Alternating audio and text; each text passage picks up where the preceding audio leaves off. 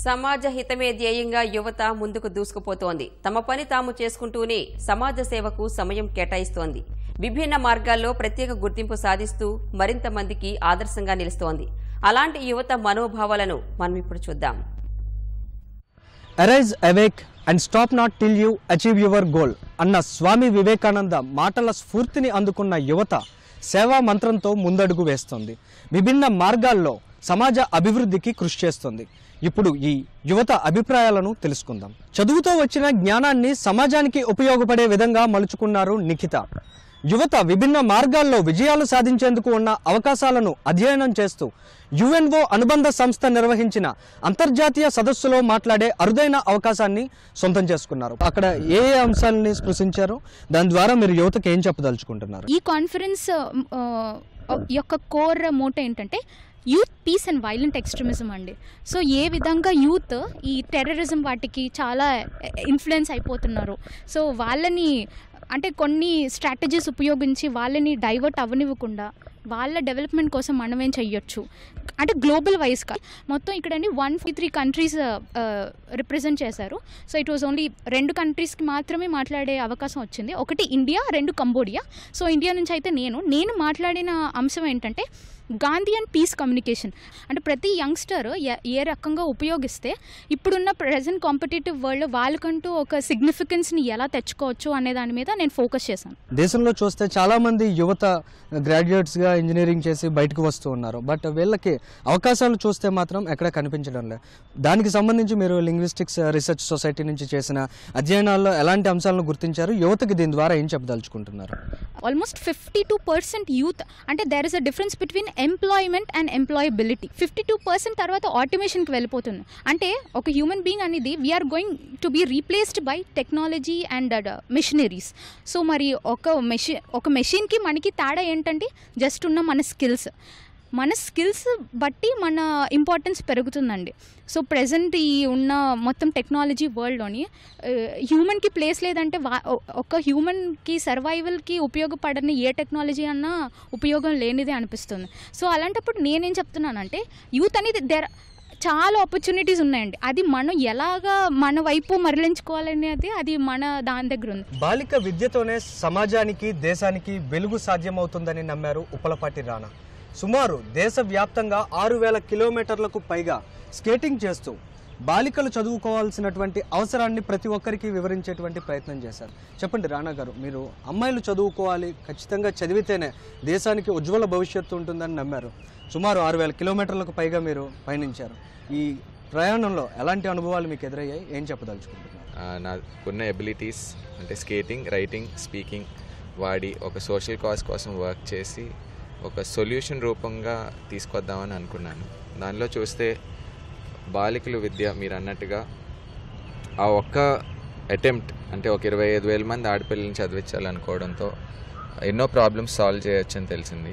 ఈ ఎడ్యుకేషన్ ఇవ్వడంతో ఈ ప్రాబ్లమ్స్ ఎదుర్కోవడం కాకుండానే సొల్యూషన్స్గా అంటే సోషల్ రిఫార్మ్ అవ్వచ్చు, లేదంటే సొసైటీకి బ్యాలెన్స్ క్రియేట్ చేయడం అవ్వచ్చు, ఫ్యామిలీకి బ్యాలెన్స్ క్రియేట్ చేయడం అవ్వచ్చు, అలాగే నెక్స్ట్ జనరేషన్స్ ఎడ్యుకేట్ చేయడం అని డెఫినెట్గా విమెన్కి చదివిస్తే ఆడపిల్లల్ని చదివిస్తే చేయొచ్చు అని తెలుసుకొని ఈ ప్రోగ్రామ్ యాక్షన్ టర్మ్స్లో చేయడంతో చాలామంది సపోర్ట్ చేసి 25,000 మంది అనుకున్నది ఆల్రెడీ మనం 20,000 మంది ఆడపిల్లలకి సరిపడా ఫండ్స్ రేస్ చేయడం జరిగింది. 6,000 కిలోమీటర్లు స్కేటింగ్ చేసి తలుచుకున్నారు, చేసి చూపించారు. యువతలో కూడా చాలా ఆశయాలు, ఆలోచనలు ఉంటాయి. వారికి ఎలాంటి సందేశం ఇవ్వాలనుకుంటున్నారు? ఏదైనా మన ఎబిలిటీస్ చిన్నప్పటి నుండి మనం పేరెంట్స్ నేర్పించి ఉండొచ్చు, మనమే అబ్జర్వ్ చేసి నేర్చుకొని ఉండొచ్చు. అవి ఏంటనేది మనం ఫస్ట్ ఐడెంటిఫై చేసుకోవడం, అట్లా రెస్పెక్ట్ చేయడం, తర్వాత యూటిలైజ్ చేయడం ఇంపార్టెంట్. ఆసక్తి, ఆలోచన, ఆచరణ కలిస్తే అద్భుతాలు సృష్టించవచ్చని నిరూపిస్తున్నాడు వెంకటేష్. 21 ఏళ్ల వయస్సులోనే డాక్టరేట్ను, ఒక గిన్నిస్ బుక్ రికార్డును కైవసం చేసుకున్నాడు. చదువు అనేదానికి ఒక ఆసక్తి, అభిరుచి జోడిస్తే ఎటువంటి విజయాలు సాధించవచ్చని చెప్తాం? నేను ఈ చిన్నప్పటి నుంచి అంటే నా 13 years నుంచి నేను పెయింటింగ్ చేయడం అవన్నీ చేసేవాడిని అప్పట్లోని. అంటే నాకంటూ ఒక యూనిక్ అంటే నాకంటూ ఒక గుర్తింపు గురించి నేను చిన్నప్పటి నుంచి ఆలోచించేవాడిని ఎక్కువ. ఫస్ట్లో నేను 2013లోని ఆ మ్యాక్రో స్కల్ప్చర్స్ చేసాను సార్, అంటే పెద్దవి. దాని నుంచి 1-2 years నుంచి అలాగా దాన్ని చేసి అలాగా మైక్రోకి వచ్చాను సార్. అలాగే నెక్స్ట్ రీసెంట్గా ఇప్పటికి నేను 400+ మైక్రో స్కల్ప్చర్స్ కూడా చేశాను. అండ్ నాకు 95 awards కూడా వచ్చినాయి. ఇంకా నేను 2 రాష్ట్రపతి అవార్డ్స్ కూడా తీసుకున్నాను. రీసెంట్గా Guinness book of world records కూడా 2017 తీసుకున్నాను. చదువు అనేది యాంత్రికంగా మారినటువంటి పరిస్థితి మనం చూస్తున్నాం. ఇటువంటి పయనంలో అసలు చదువు అనే దానికి ఒక అభిరుచి అనేది ఖచ్చితంగా జోడించాలి. అది జోడించినప్పుడే విజయం సాధించగలం అనే సందేశాన్ని మీరు సాధించిన విజయాల నుంచి చెప్పదలుచుకుంటున్నారా? ప్రతి స్టూడెంట్లోని ఒక టాలెంట్ అనేది దాగి ఉంటుంది. బట్ అది మనం తెలుసుకోవడానికి అంటే కొద్దిగా టైం పడుతుంది ఎవరికన్నాని.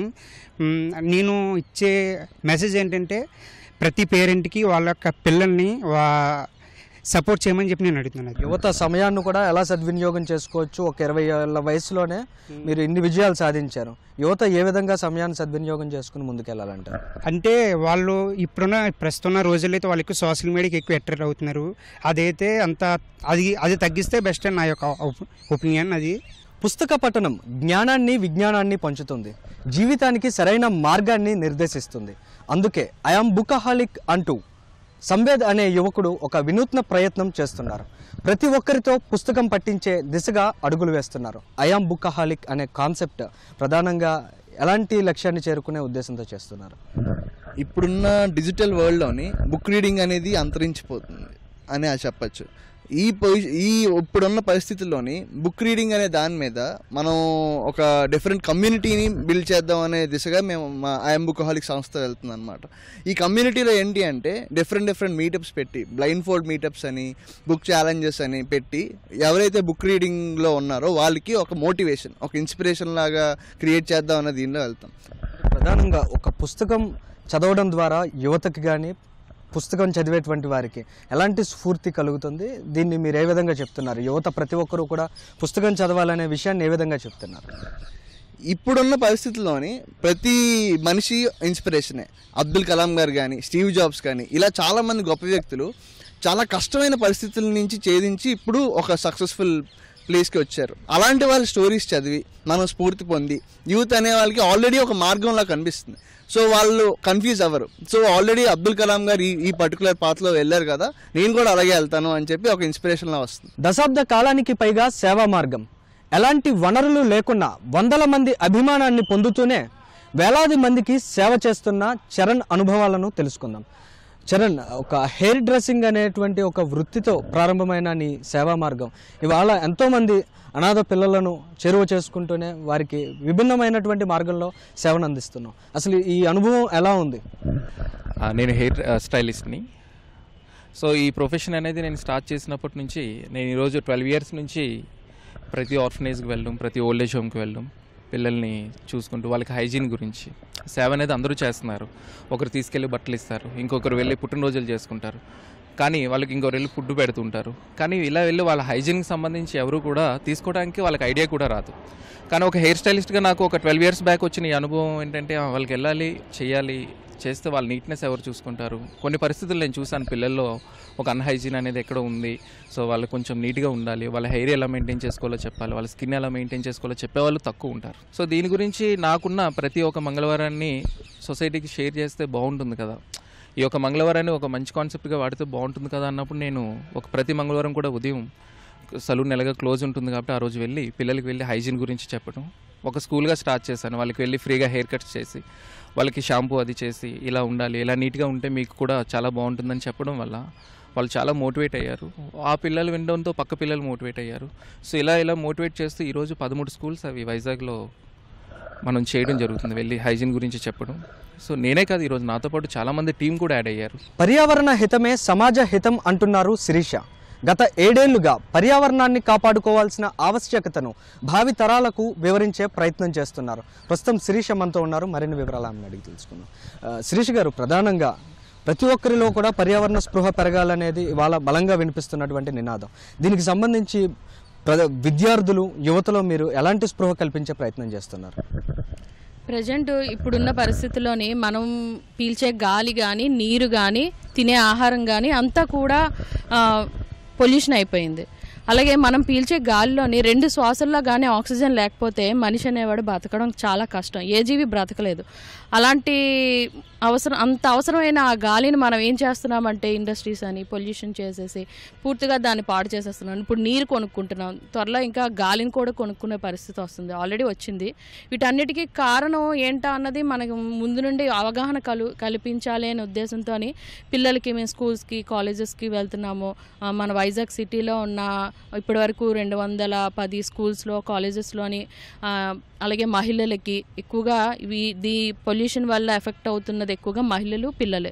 సో వాళ్ళకి అందరికీ కూడాను మనం తినే ఆహారం పొల్యూషన్ కాకుండా ఉండే విధంగా ఉండాలి అంటే మన ఇళ్ళ దగ్గరే మనం ఇంట్లో ఉండే తడి చెత్తతోని, కిచెన్ వేస్ట్తోని దాన్ని ఎరువుగా తయారు చేయడము, ఆ ఎరువుని మళ్ళీ మనం ఇంటి దగ్గరే కిచెన్ గార్డెనింగ్ చేయడము, అలాంటి అంటే రసాయనాలు లేకుండా ఉండే ఫుడ్ తీసుకొని మనం అందరం హ్యాపీగా ఉండొచ్చు.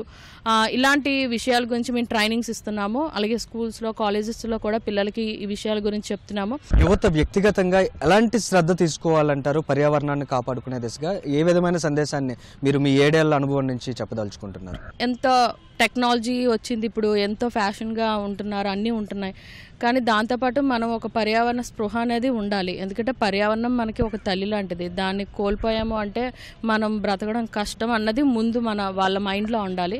పర్యావరణ హిత ఆలోచన ఒకరిది, బాలికలను చదివించాలన్న పట్టుదల మరొకరిది, నైపుణ్యాలు ఉంటే ఎక్కడికైనా దూసుకు వెళ్ళవచ్చనే ఆత్మవిశ్వాసం ఇంకొకరిది. ఇలా ప్రతి ఒక్కరూ కూడా తమ ఆలోచనలను ఆచరణలో పెట్టి విభిన్నమైన మార్గాల్లో సమాజ అభివృద్ధికి సేవా స్ఫూర్తిని మార్గంగా ఎంచుకున్నారు. ఈ యువ సంకల్పం భావి తరాలకు మరిన్ని ఆదర్శాలను పంచాలని కోరుకుందాం. కెమెరామెన్ సిహెచ్ శ్రీనివాస్తో అనిల్, ఈటీవీ న్యూస్, విశాఖపట్నం.